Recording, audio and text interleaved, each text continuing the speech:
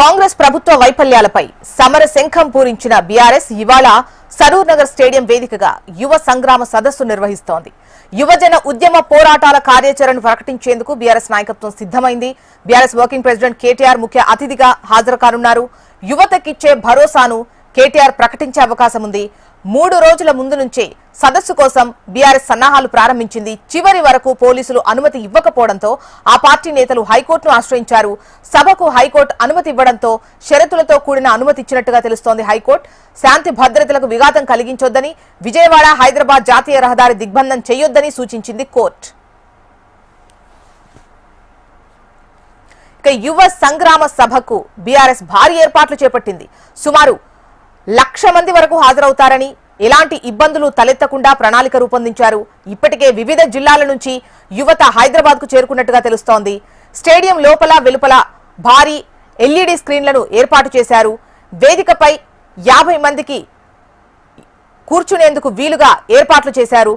సరూర్ నగర్ పరిసరాలను గులాబీ జెండాలతో అలంకరించారు. ఇక యువ సంగ్రామ సభను అడ్డుకొని నిరుద్యోగ యువత గొంతు నొక్కుదామని ప్రయత్నించిన రేవంత్ రెడ్డి కుట్ర విఫలమైందని అటు బీఆర్ఎస్ వర్కింగ్ ప్రెసిడెంట్ కేటీఆర్ దుయ్యబట్టారు. హైకోర్టు ప్రజాస్వామ్య హక్కులను కాపాడుతూ సదస్సుకు అనుమతిచ్చిందన్నారు. యువతరం జంగ్ సైరన్ పూరించి సరూర్ నగర్ సభను విజయవంతం చేయాలని కేటీఆర్ పిలుపునిచ్చారు. కాంగ్రెస్ ఎన్ని అవరోధాలు సృష్టించినా యువత తరపున బీఆర్ఎస్ పార్టీ గళం విప్పుతూనే ఉంటుందని హెచ్చరించారు కేటీఆర్. ఇక యువ సంగ్రామ సదస్సు సభకు సంబంధించి డీటెయిల్స్ మనకు లైవ్ లో బీఆర్ఎస్ బ్యూరో చీఫ్ ప్రవీణ్ అందిస్తారు. ప్రవీణ్, సభా ఏర్పాట్లు ఏ విధంగా ఉన్నాయి? ఈ సభా వేదిక నుంచి యువతకు ఎటువంటి హామీలు ప్రకటించేటువంటి అవకాశం ఉంది?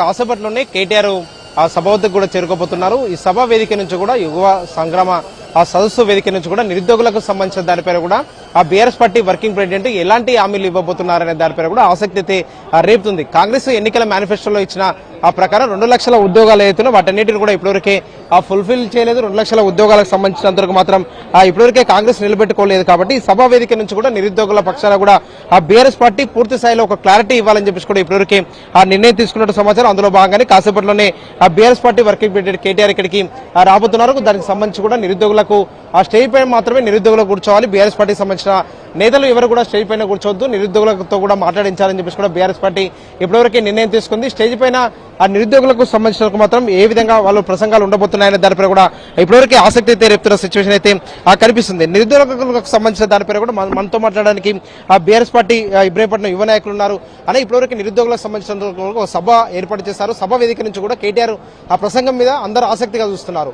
ఎలాంటి సందేశం ఉండబోతుంది? ఇది ఏదైతే గతంలో ఇదే ప్రాంగణంలో ఇదే గ్రౌండ్లో ఆ రోజు 2023 సంవత్సరంలో ప్రియాంక గాంధీ వచ్చి యూత్ డిక్లరేషన్ అని చెప్పి ఇవ్వడం జరిగిందో, ఏవైతే హామీలు వాళ్ళు ప్రభుత్వంలోకి రావడానికి కోసం ఇచ్చిరో ఆ రోజు ఆ హామీలు ఏ ఒక్కటి కూడా నెరవేర్చలే. కాబట్టి ఈ వేదిక మీద నుంచి వాళ్ళు ఏవైతే హామీలు ఇచ్చిరో అవన్నీ కూడా గుర్తు చేయడం జరుగుతుంది. ప్రభుత్వం పైన ఒత్తిడి రావడం జరుగుతుంది. తర్వాత ఇక్కడి నుంచి మా కార్యాచరణ రూపొందిస్తాం. ప్రభుత్వానికి కొద్దిగా సమయం ఇవ్వాలి అని చెప్పి గత 30 నెలల నుంచి మేము వెయిట్ చేయడం జరిగింది. ఇంకా ఇస్తారు, నోటిఫికేషన్లు ఇస్తారు, లేదా యువకులకు విద్యార్థులకు న్యాయం చేస్తారు అని చెప్పి మేము ఎంతో ఆశించినాం. కానీ ప్రభుత్వం ఎలాంటి కూడా వాళ్ళు చర్యలు తీసుకోవడం ఆ విధంగా చర్యలు లేవు.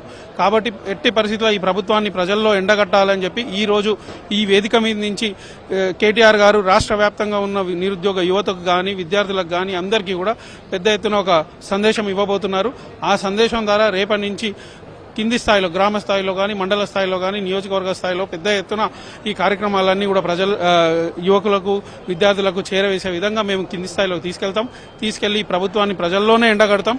మళ్ళీ తిరిగి కేసీఆర్ గారు వస్తేనే మాకు న్యాయం జరుగుతుందనే విధంగా ఏదైతే విద్యార్థులు యువకులు మళ్ళీ ఆలోచనకు వచ్చారో వాళ్ళందరికీ కూడా తప్పకుండా కేసీఆర్ గారు ఏదైతే గతంలో 1,60,000 ఉద్యోగాలు ఇచ్చిరో రేపు భవిష్యత్తులో కూడా అదే విధంగా వారు అన్ని విధాలుగా విద్యార్థులకు కానీ యువకులకు కానీ అండగా ఉంటారని చెప్పి వాళ్ళకి తెలియజేయడం జరుగుతుంది. ఓకే, మీరు నిరుద్యోగులకు సంబంధించి కూడా ఇప్పటివరకు 60,000 ఉద్యోగాలు ఇచ్చామని చెప్పేసి కూడా ప్రభుత్వం చెప్తుంది.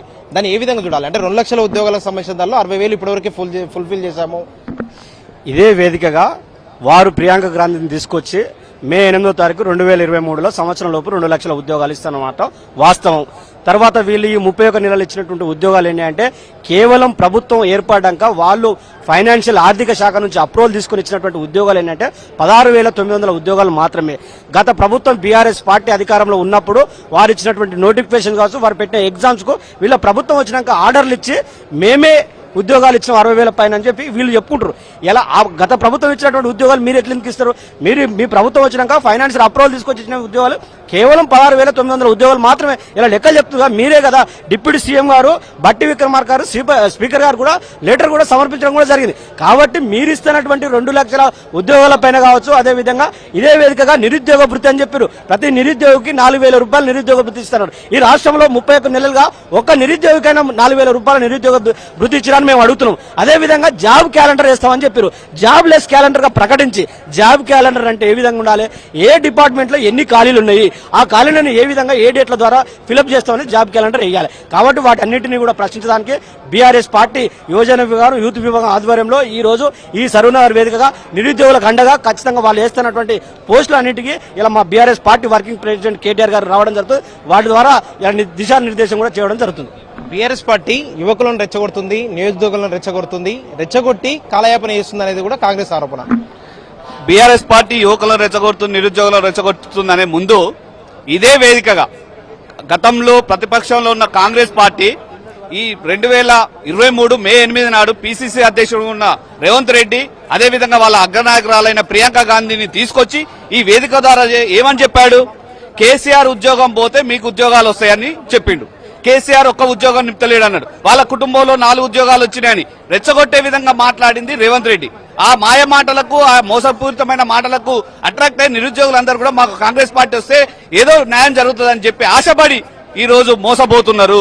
వారికి ఓటేయడం ద్వారా మోసపోతున్నారు. నిరుద్యోగుల ఓట్లన్నీ ఏపించుకొని రేవంత్ రెడ్డికి ముఖ్యమంత్రి ఉద్యోగం వచ్చింది తప్పించి ఈ నిరుద్యోగులకు ఎక్కడ కూడా ఉద్యోగాలు రాలేదు. దాదాపు 20 రకాల హామీలు ఇవ్వడం జరిగింది. నిరుద్యోగ భృతి అన్నాడు, ఒకటే సంవత్సరంలో 2 లక్షల ఉద్యోగాలు అన్నాడు. కానీ నేటికి ముఖ్యమంత్రికి నెల జీతం వస్తుంది తప్పించి ఒక్క నిరుద్యోగ కూడా నిరుద్యోగ భృతి రావట్లేదు. కాబట్టి నిరుద్యోగులారా ఇప్పటికైనా మేల్కొనండి. బీఆర్ఎస్ పార్టీ మీకు అండగా ఉంటుంది. కాబట్టి రేవంత్ రెడ్డి ఉద్యోగాన్ని ఊడగొడితే తప్పించి మనకు ఉద్యోగాలు రావు. కాబట్టి ఈ వేదిక ద్వారా కేటీఆర్ గారు మొత్తం సమరశంకరామ పూరించబోతున్నారు. రాబోయే రోజుల్లో కాంగ్రెస్ పార్టీపై ఏ విధంగా పోరాటం చేయాలి, నిరుద్యోగుల పక్షాన్ని ఎట్లా కొట్లాడాలి, వారికి ఇచ్చిన హామీలు ఏ విధంగా నెరవేర్చాలన్నది భవిష్యత్ కార్యాచరణ ఈ వేదిక ద్వారా ప్రకటించబోతున్నాం. ఇది ఇప్పటివరకు నిరుద్యోగులకు సంబంధించిన దానిపైన కూడా BRS party working president KTR కాసేపట్లను కూడా ఇక్కడికి చేరుకోబోతున్నారు. చేరుకున్న తర్వాత మాత్రం ఇలా నిరుద్యోగులకు సంబంధించి కూడా వచ్చే రోజుల్లో బీఆర్ఎస్ పార్టీ ఏ విధంగా అండగా ఉంటుంది, కాంగ్రెస్ అధికారంలోకి వచ్చే ముందు ఎలాంటి హామీలు ఇచ్చింది, హామీలకు సంబంధించిన దానిపైన కూడా ఇప్పటివరకు ఉద్యోగాలకు సంబంధించినందుకు మాత్రం ఫిలప్ చేయలేదు అంటూ కూడా బీఆర్ఎస్ పదే కూడా విమర్శలు చేస్తున్న నేపథ్యంలో మాత్రం ఈ విమర్శల అన్నిటికీ సంబంధించిన దానిపైన కూడా కేటీఆర్ ఏ విధంగా ప్రసంగం ఉంటుంది, యువతని ఆకర్షించే విధంగా కూడా ఏ విధంగా ప్రసంగించబోతున్నారు, వచ్చే జీహెచ్ఎంసీ ఎన్నికలకు సంబంధించిన రాజకీయ సభగా కూడా ఈ సభ ఉండబోతుందా అనే దానిపై కూడా రాజకీయ వర్గాలు ఇప్పటివరకే ఒక చర్చ అయితే కొనసాగుతున్న నేపథ్యంలో మాత్రం దీనిపైన కూడా కాసేపట్లోనే బీఆర్ఎస్ పార్టీ వర్కింగ్ ప్రెసిడెంట్ ఇక్కడికి చేరుకున్న తర్వాత మాత్రం ఈ సభకు సంబంధించిన దానిపైన కూడా ఇలాంటి ప్రసంగం ఉండబోతుంది అనే దానిపై కూడా స్పష్టత అయితే వచ్చే అవకాశం ఉంది. ప్రధానంగా మనం చూడొచ్చు స్టేజ్ కి సంబంధించిన దానిపై కూడా స్టేజ్ పైన ఇప్పటివరకే ఏదైతే నిరుద్యోగులకు సంబంధించినందుకు మాత్రం నిరుద్యోగుల అంశం పైన కూడా ఇప్పటివరకు ప్రశ్నించాలని చెప్పేసి భావించింది. కాబట్టి అందులో భాగంగానే స్టేజ్ పైన ఓన్లీ నిరుద్యోగులు ఉండే విధంగా మాత్రమే ఈ స్టేజ్ కి ఇప్పటివరకే మాత్రం రూపొందించారని చెప్పుకోవచ్చు. నిరుద్యోగులతో పాటు కేటీఆర్ మాత్రమే ఇక్కడ ఉండబోతున్నారని చెప్పుకోవచ్చు. కేటీఆర్ తో పాటు నిరుద్యోగులు కూడా ఉంటారు. కాబట్టి నిరుద్యోగులకు సంబంధించినంత వరకు మాత్రం నిరుద్యోగుల పక్షాన ఏ విధంగా దీనికి సంబంధించిన దానిపై కూడా నిరుద్యోగుల అందరికీ సంబంధించి కూడా ఒక హామీలు ఇవ్వబోతుంది పార్టీ అనే దానిపై కూడా ఒక స్పష్టత అయితే రావాల్సిందని చెప్పుకోవచ్చు. నిరుద్యోగుల విషయంలో కూడా బీఆర్ఎస్ పార్టీకి సంబంధించినంత మాత్రం ఒక కార్యాచరణ కూడా సిద్ధం చేసుకుంటాము. కార్యాచరణకు సంబంధించిన దానిపై కూడా ఏ విధంగా ఉండబోతుంది అనే దానిపై కూడా ఇప్పటివరకు ఒక క్లారిటీ అయితే రావాల్సిందని చెప్పుకోవచ్చు. నిరుద్యోగులకు సంబంధించినంత వరకు మాత్రం పూర్తి స్థాయిలో మాత్రం బీఆర్ఎస్ పార్టీ ఏదైతే గతంలో హామీలు ఇచ్చిందో హామీలకు సంబంధించిన దానిపైన మాత్రం పూర్తి స్థాయిలో మాత్రం నెరవేర్చాం. కానీ కాంగ్రెస్ అధికారంలోకి వచ్చే సమయంలో మాత్రం ఇచ్చిన ఎన్నికల హామీలకు సంబంధించినంత వరకు మాత్రం వాటన్నిటిని కూడా పూర్తి చేయలేకపోయింది అనే దానిపై కూడా బీఆర్ఎస్ అయితే పదే పదే కూడా విమర్శలు కూడా గుప్పిస్తున్న సిచ్యువేషన్ అయితే కనిపిస్తుంది. కాసేపట్లోనే కేటీఆర్ ఇక్కడికి చేరుకుంటారు కాబట్టి కేటీఆర్ చేరుకున్న తర్వాత మాత్రం బీఆర్ఎస్ పార్టీకి సంబంధించిన నేతలు ఎవరు కూడా ఆ స్టేజ్ పైన ఉండొద్దు అని చెప్పేసి కూడా ఇప్పటివరకే సూచనలు అయితే చేశారని చెప్పుకోవచ్చు. నిరుద్యోగులు మాత్రమే స్టేజ్ పైన ఉండాలి. నిరుద్యోగులకు సంబంధించిన మాత్రం నిరుద్యోగులు ఎవరైతే ఆ స్టేజ్ పైన ఉంటారో వారందరినీ సంబంధించినందుకు మాత్రం నిరుద్యోగులు ఎవరైతే వారు మాట్లాడే విధంగా మాత్రమే ఇవాళ స్టేజ్ ని కూడా ఏర్పాటు చేసిన సిచ్యువేషన్ అయితే కనిపిస్తుందని చెప్పుకోవచ్చు. ఇవాళ ఆ స్టేజ్ పైన కూర్చున్న తర్వాత మాత్రం నిరుద్యోగులు ఎలాంటి ప్రసంగం ఉండబోతుంది అనే దానిపై కూడా ఆసక్తి రేపుతుందని చెప్పొచ్చు. బీఆర్ఎస్ పార్టీకి సంబంధించినందుకు మాత్రం ఏ విధంగా ఆ నిరుద్యోగుల పక్షాన ఉంటుంది, నిరుద్యోగులకు సంబంధించినందుకు మాత్రం ఎలాంటి హామీల వర్షం కురిపించబోతున్నారు అనే దానిపై కూడా స్పష్టత అయితే రావాల్సింది. జోష్న. Okay, right.